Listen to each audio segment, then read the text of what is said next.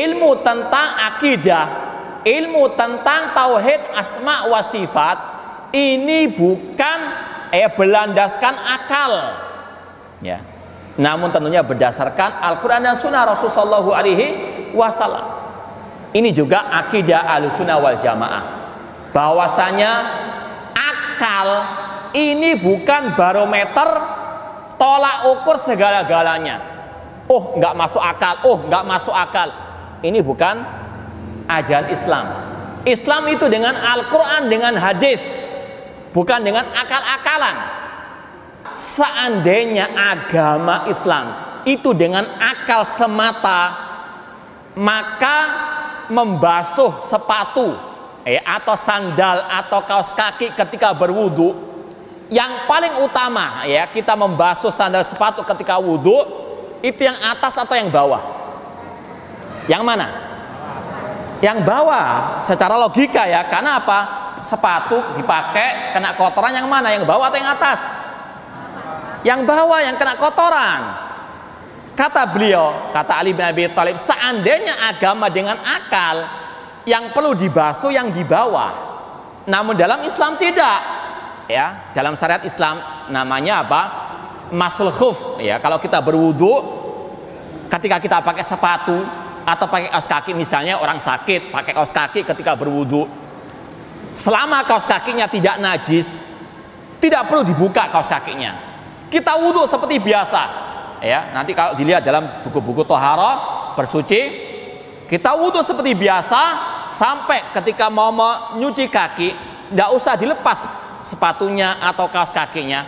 Cukup kita ambil air, kita basuh tangan kita, kita usap yang atas saja, ya. Ini kata Ali bin Abi Thalib, seandainya agama dengan akal, yang dibasuh yang di bawah. Namun karena Islam itu bukan berdasarkan akal, Islam berdasarkan dalil Al-Quran dan Sunnah Rasulullah SAW, maka yang diusap yang atas, karena itu yang Rasul contohkan, ya. Meskipun bukan berarti kita menanggalkan akal, ya. Dalam Islam kita harus selalu pertengahan. Allah berfirman, wa kadzalika ja'alnakum ummatan wasata. Demikianlah kami jadikan kalian umat yang pertengahan. Dalam masalah akal, jangan kita tanggalkan akal sama sekali, ya. Karena Allah juga sering menyuruh kita untuk kita apa? Menggunakan akal kita berpikir, ya. Sebelum lanjut, ayo subscribe dulu. Yang subscribe rezekinya dilancarkan setiap hari dan masuk surga sekeluarga. Berakal-akalan dalam agama, ya, adalah tercela. Ini kerana agama itu bukan sesuatu yang boleh dikecapi dengan melalui akal, ya.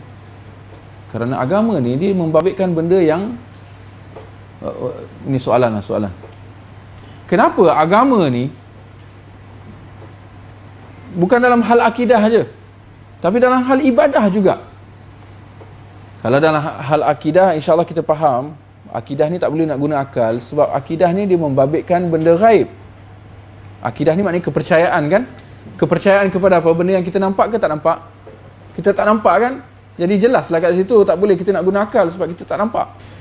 Tapi nak kata dalam ibadah pun, dalam urusan solat, dalam urusan zikir ke apa ke, pun kita tak boleh nak menggunakan akal-akalan. Kenapa? Kerana sejauh mana pun kita cuba nak fikir, kita tidak akan dapat mampu memahami apa yang Allah nak daripada kita. Bentuk ibadah yang macam mana Allah nak kat kita.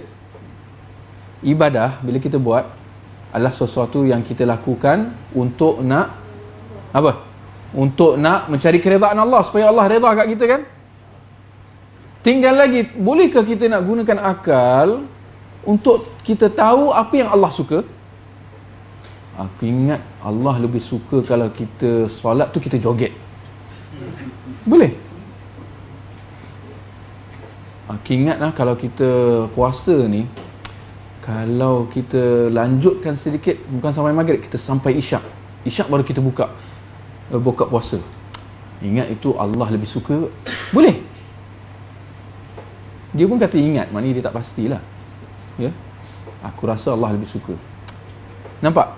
Dia masih, jawapan dia hampir sama. Kerana kita tidak boleh mengetahui dengan akal semata-mata apa yang Allah ya kehendak daripada kita, ya. Ahlus sunnah wal jamaah itu tidak mendahulukan akal daripada nas Al-Quran dan hadis. Yang betul bagaimana ahlus sunnah wal jamaah itu memahami Al-Quran dan hadis itu menggunakan akal. Wahabi tidak menggunakan akal. Mengapa begitu? Ini Wahabi. Wahabi ketika dialog, saya pernah dialog dengan Wahabi di Surabaya sama di Malaysia. Saya bilang ayat yang muhkamat menurut ahlus sunnah wal jamaah adalah ayat surat Al-Ikhlas. Qul huwallahu ahad, Allahus samad, lam yalid walam yulad walam yakul lahu kufuwan ahad. Dan ayat laisa kamitslihi syai'. Lalu kata Wahabi, ayat yang muhkamat istawa, Ar-Rahmanu 'alal 'arsy istawa. Saya tanya pada dia, mengapa istawa muhkamat? Kata dia, karena di dalam Al-Quran disebut 6 kali. Saya kejar dia, apa dasarnya kalau disebut 6 kali lalu muhkamat? Lalu dia terdiam. Kalau kami ahlus sunnah wal jamaah, ayat yang muhkamat yang jelas maknanya ayat tadi, surat Al-Ikhlas. Mengapa surat Al-Ikhlas? Karena sabab nuzulnya ayat itu turunnya sebagai jawaban terhadap pertanyaan orang musyrik dan orang Yahudi kepada baginda Rasulullah SAW yang bertanya tentang sifat-sifat Tuhan. Orang musyrik dan orang Yahudi bertanya tentang sifat-sifat Allah, lalu turun surat Al-Ikhlas. Karenanya surat Al-Ikhlas keutamaannya sepertiga Al-Quran. Orang baca surat Al-Ikhlas pahalanya seakan-akan membaca sepertiga. Kalau membaca 3 kali seakan-akan hatam Quran. Ini surat Al-Ikhlas. Karenanya di dalam hadis-hadis Bukhari, hadis Muslim diungkapkan surat Al-Ikhlas itu adalah sifatur Rahman. Karenanya kata para ulama, setiap kesimpulan ayat Al-Quran kalau bertentangan dengan kesimpulan surat Al-Ikhlas maka harus dijauhi. Mengapa? Karena ini yang menjadi ayat muhkamat. Saya bilang begitu. Lalu kata Wahabi, itu karena istawa 6 kali. Gak ada seperti itu. Kalau alasannya banyak-banyakan, istawa memang 6 kali. Tetapi ayat Al-Quran yang membicarakan tentang akal di dalam Al-Quran dihitung ada sekitar 36 kali.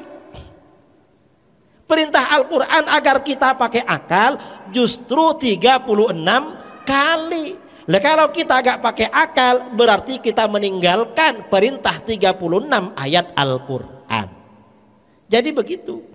Wahabi itu ya gak ngerti itu. Gak ngerti. Coba kalau ada Wahabi tanyakan, akidah mana ahlus sunnah gak punya dalil ayat Al-Quran hadis? Mana? Tanyakan. Pasti mereka gak mau.